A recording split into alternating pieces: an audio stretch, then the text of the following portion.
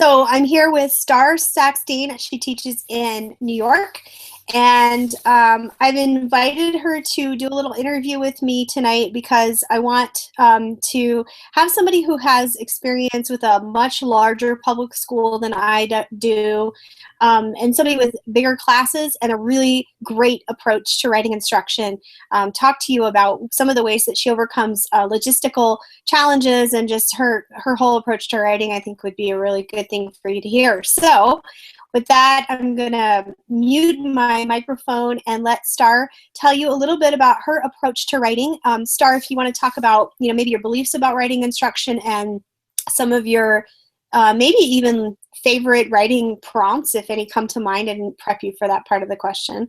And then we'll get into some of the logistics around conferencing. Okay, so I teach mostly 12th graders in a New York City public school. I have 34 kids in my class, so it's as large as it can get contractually. And essentially, when we do writing workshops in class, basically what happens is the kids draft often on their own, or we do brainstorming. I've been trying to really implement some good pre-writing strategies because a lot of my students are like most 17 and 18-year-olds who don't think before they write and just think they could sit down and bang something out and have it be awesome as soon as they try to do it that way. And what I've been trying to really get them to consider is that if they plan what they're writing before they start, they'll be able to develop their ideas a little bit better. They'll be able to revise it better after the fact. And the sooner they start, the better off they're going to be in the long run. So if we're going to have a workshop in class, what ends up happening is I have expert groups. This is one way that we kind of combat the conferencing challenge kind of with this many kids. The first go round for revisions, I have the students broken up into groups of 4 or 5, and I call them expert groups based on whatever's like whatever kind of writing we're doing. So if they're doing, let's say, a lit analysis paper, and during that time they are trying to do certain things in their paper, I will have them broken up into groups, and they work together as a team to sort of provide feedback only on the one specific thing the group is doing. So there'll be one group that will be specializing in introductory paragraphs. They'll be looking for context building. They'll be looking for a clear thesis statement. They'll be making sure that the sentences flow together in a way that really introduces the idea and also engages the reader. And then within that group of 5, they will provide feedback your class just on the introductory paragraph. And then that happens in about 4 or 5 other groups as well. There's a group that's just looking at textual support, how well it's being used, if the choices are good. There'll be one group that works specifically on organization, one group that works on transitions and cohesion, one group that works specifically on concluding paragraphs, one that works on depth of meaning, so, or clarity, and they'll be working on questions to really help students get back to what they're doing. And then what I'm doing while they're doing all of this is I'm circulating to the groups to really make sure that they understand what they're looking at. If they come across something they don't know how to give feedback to, then I'm standing there with them. I'm reviewing it with them as a group so that we could kind of tackle the challenge together. So next time they have the opportunity, they'll know what the best way to go about it is. And since we're using Google Docs, they're leaving comments on each other's papers, and the students can also use the I encourage them to use the suggestions so that the writer has the right to decline on a suggestion as opposed to just correcting other student writing. I'm really opposed to people fixing things for kids. I would rather you point something out to them and then they have the opportunity to correct it so that they could see where the issue was before and how to fix it moving forward. Um, about the conferencing, that's like a whole other sort of thing. So there are 3 different options kids have to really meet with me in order to manage the 34 students. Um, For a longer conference, like 10 to 15 minutes, if a kid requires that much help, then they have to set up an appointment with me. And usually I do those before school. Sometimes I do them during lunch, and sometimes I do them during their study halls if it's during my free periods. Other times in class, we have a rotating schedule where every kid will get 5 minutes with me or so. And I have I have a sign up whiteboard. They could put their names on the board. I could call them up one at a time as needed.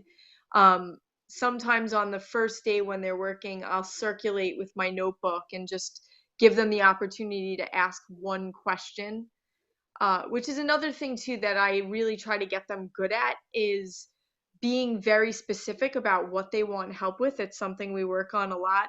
I don't want them to throw down in front of me a 3 to 5 page paper when I have a room full of 34 kids sitting with me and say, is this good? Um, I don't know that I could give them good feedback on a question like that. So we try to avoid questions like, is this good? And have them ask me a very specific question like, does my thesis statement adequately set up for what I'm trying to prove? Or does this quote support my thesis statement with does this piece of evidence support the analysis that I'm trying to use to support my thesis statement? Something very, very, very So specific. can we go back to, you said that when students need a lot of help, they sign up for an appointment with you. Yes, Who determines whether they need a lot of help? they do. They do.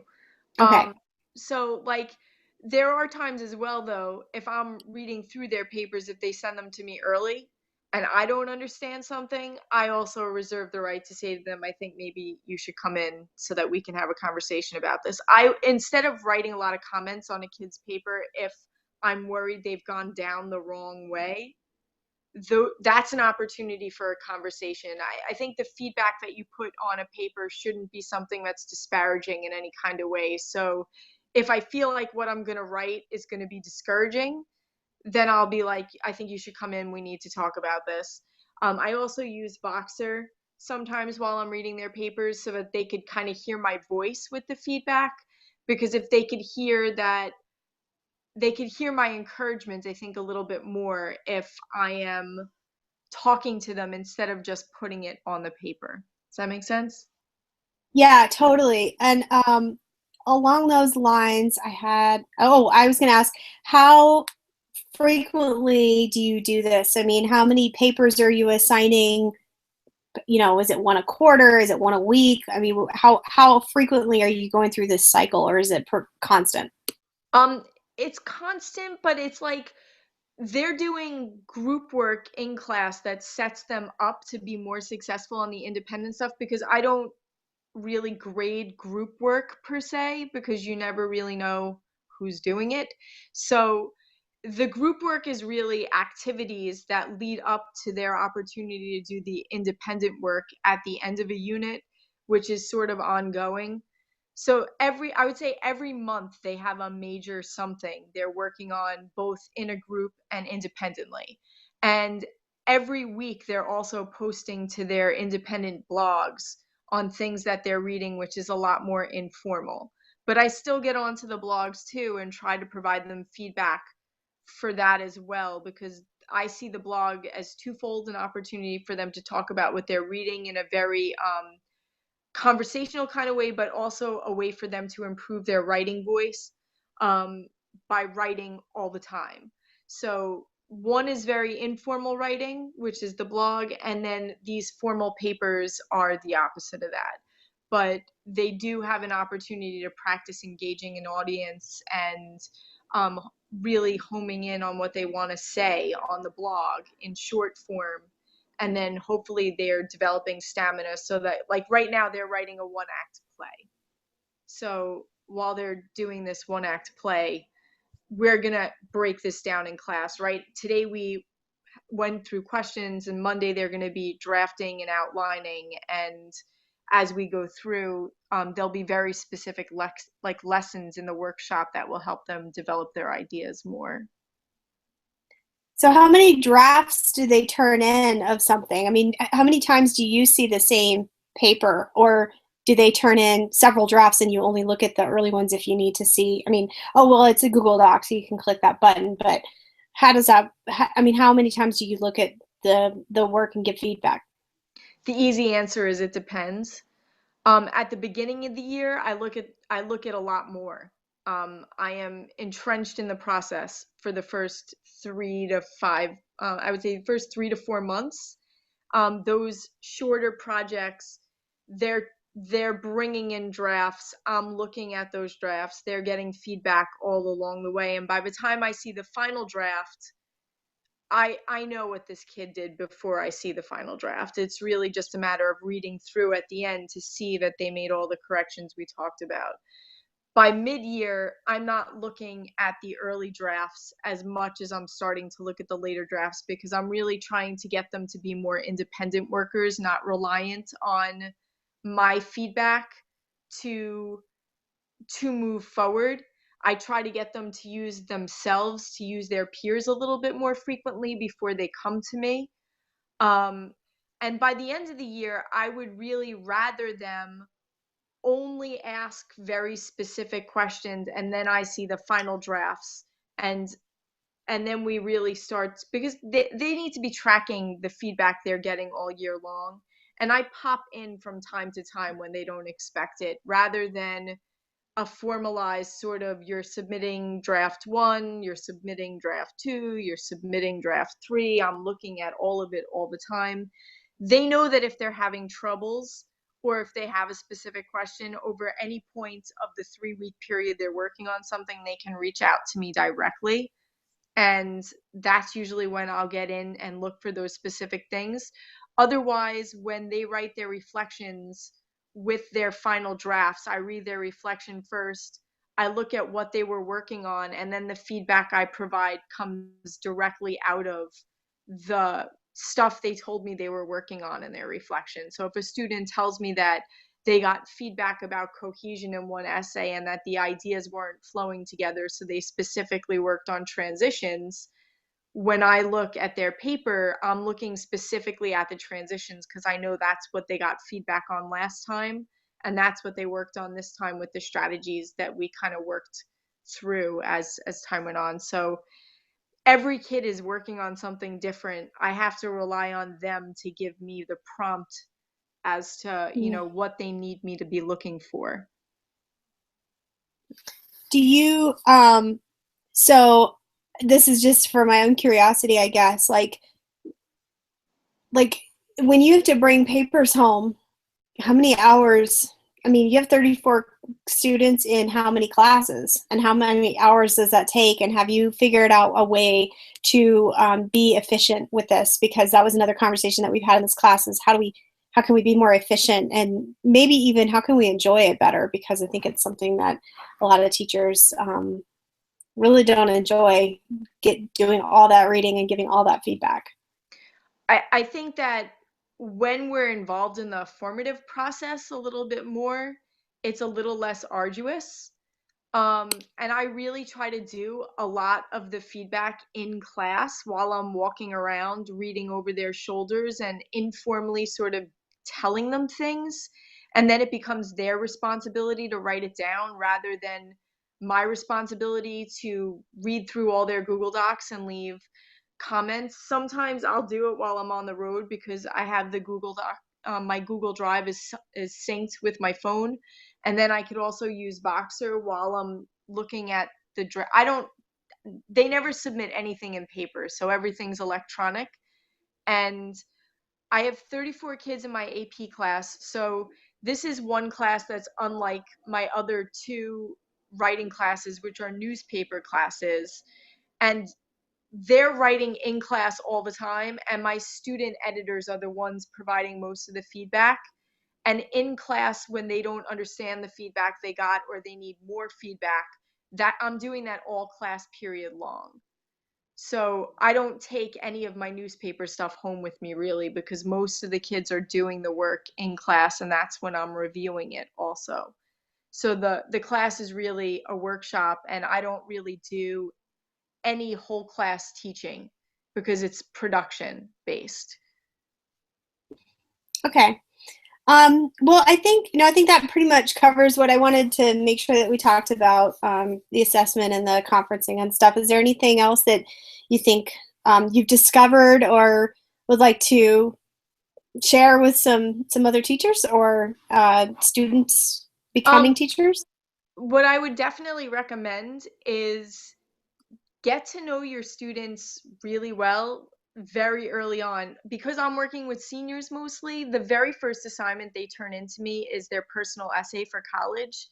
It gives me an opportunity to see how they write, to learn something about them, and to get a sense of what I need to do to help them with their voice.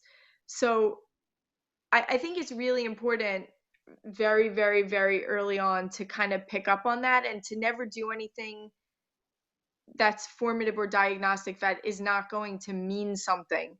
So everything should build on what comes before it. So to be really intentional, knowing what your end plan is, and then work your way sort of forward and scaffold along the way. So if at the end of my AP Lit year, kids have to write a 12 to 15 page research paper at the college library, I have a lot of work to do before I get them to May when they start writing that paper.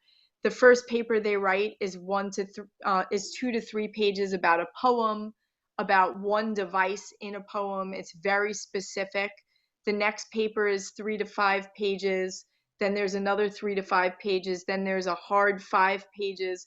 So like the incremental development over time is scaffolding that stamina and depth of meaning, and all along the way they know the purpose and intention, knowing what we're aiming for at the end. So my advice is just be really clear about why you're doing things, and scaffold the really, really scaffold the practice so that students understand why they're doing what they're doing and how it's building towards something else. So even if you do little activities that aren't necessarily directly in the form of the paper, you could have them analyzing specific quotes while they're putting together a play that they're writing to show their understanding of text, where they're working together in a group. So they're developing these skills, and then you're saying apply it later.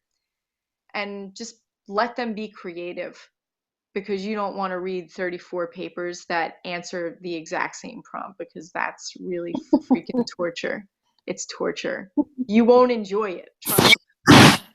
So if a kid asks you, can I try doing this? Your answer should usually be yes. Yeah, Please try, do it. Do whatever you think is going to sound better. cool. Awesome. All right. Well, thank you so much, Starr, for joining me and chatting a little bit about some of your ideas, and they're always really good. So Thank I'm you. going to stop broadcast and say goodbye in a second. Okay.